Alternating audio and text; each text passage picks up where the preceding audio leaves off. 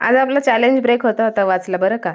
पण त्या अगोदर आजचा दिवस 9वा 30 डेज ब्लॉगिंग चॅलेंजमध्ये तुमचं सगळ्यांचं पुन्हा एकदा स्वागत करते.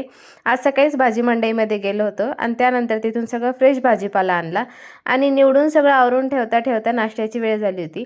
तिथूनच मॅक्रोनी किंवा पास्ता तुम्ही याला जे काय म्हणत असेल तेच बनवायला घेतलं आणि तुम्ही याला काय म्हणता ते सुद्धा मला कॉमेंटमध्ये नक्की सांगा.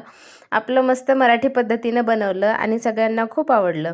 दिवस आज पूर्ण कामातच गेला आणि त्यामुळं काही शूट करायला जमलं नाही. फ्रीज ऑर्गनाईज करणं, भाजीपाला निवडणं यातच सगळा दिवस गेला. मग आज संध्याकाळी जेवणाला मेथीची भाजी आणि चपातीचा बेत होता. तुम्ही मेथीची भाजी कशी बनवता तुम्ही एकदा माझ्या पद्धतीनं बनवून बघा.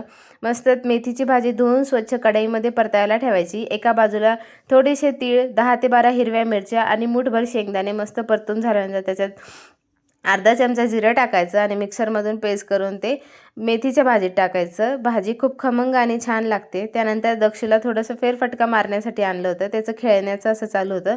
मला महत्त्वाचं काम करायला, एक फॉर्म भरायला बाहेर जायचं होतं, तेच करून आलो. व्हिडिओ कसा वाटला? आवडला असेल तर लाईक करा, शेअर करा, सबस्क्राईब करा.